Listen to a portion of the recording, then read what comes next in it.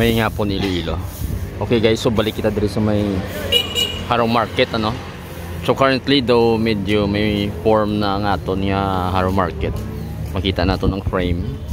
Tapos though ang iyang forma bala makita na gid naton. So matry kita kadto sa may medyo nga front niya area. Kaya para makapakita ko sa inyo ang iyang itsura sa main highway ano.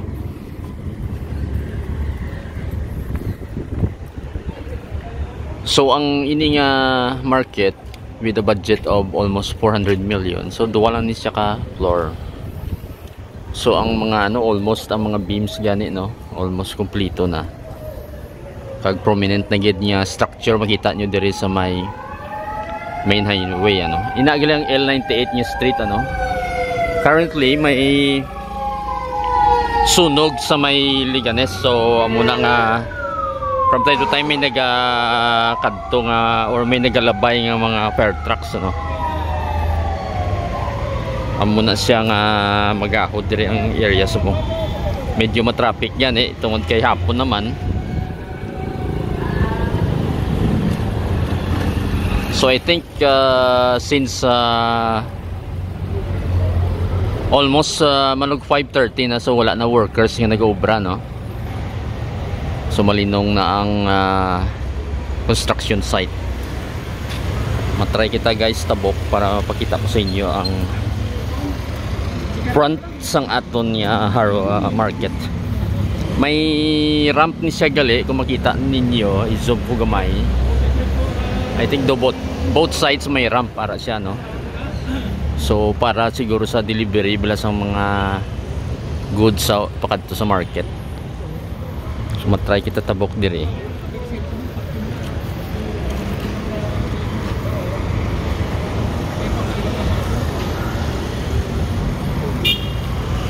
So matraffic going to Mandurriao. Matry kita cross.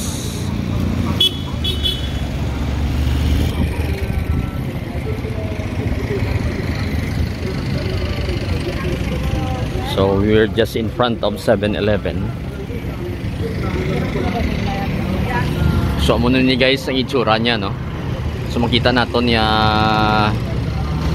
almost complete na mga beams gani no. So siguro gamay na lang ang mga layer dra ang kalabaon bala nga sang aton yung mga poste para magtukod sang ano sang atop sang ini nga market. So try nato makita sang picture para makita ninyo kung ano ang atop dyan sinibla based sa ilang design sang ilang perspective.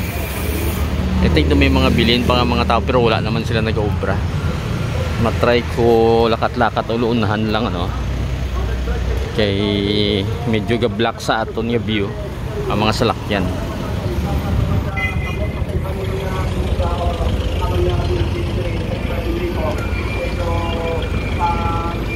Sora siya guys no. Makita ninyo nga almost kompleto na gani ang main gate nila dire nga lagyan nila daw. Makita niyo naman. Actually dito may stairs na di base sa design nila no. So makita niyo hagdan ni siya actually. So hagdanan na siya guys. Pasaka no sa second floor.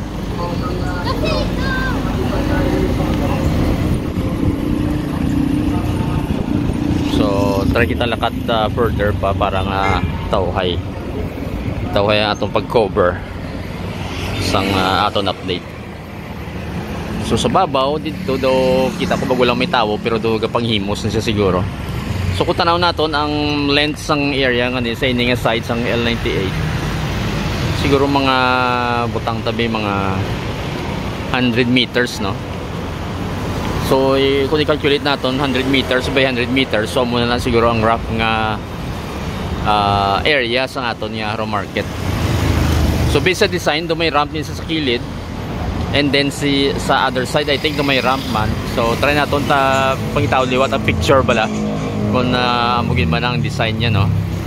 Kaya daw amo na nakita ko sa initial naton nga Sa last na to yung update bala daw mga 4 or 5 months ago. So kung i-zoom naton, ari siya ang hagdan. So muna siya ang pakadto sa ilang daw second floor. So may hagdan na siya guys. So makita nyo dara nga may hagdan siya, no. And then daw canopy na ini ang babaw. So currently daw canopy na siya. Doon namin man simple lang ilang design din siguro sa babo may mga stalls ano sa dalom do mo man. So wala pa ta kakita sa internals pero siguro do mo na ang ano ang iyang design sini. So hopefully basi mga another year siguro completely matapos na ini. Wala nagawa build up dire tungod kay dito build up lapit sa may Mercury nga area. So amo lang ini guys, dali lang ni nga atong update. Gamay na lang gid kag siguro matamat nila construct ang autopsy ni, and then eventually makita na nato ng porma sang babaw yan, no. I think daw siguro may basi daw mayara siya nga sa tunga nga daw daw parehas bila sa atong probinsya Capitol nga daw may area sa nga basi may atop siya nga daw transparent. Well, we will find out in the picture no kung namugin man na ang design niya nga may daw may center aisle or daw parehas ang SM City nga sa tunga ya daw may dome bala na. So try natin tanawon later on kung naman ang ilang design.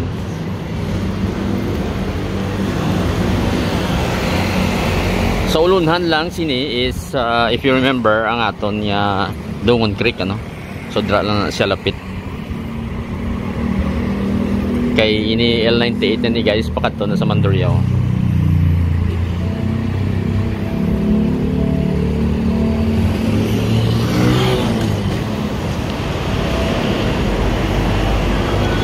Okay guys, so till the next video, thank you for watching.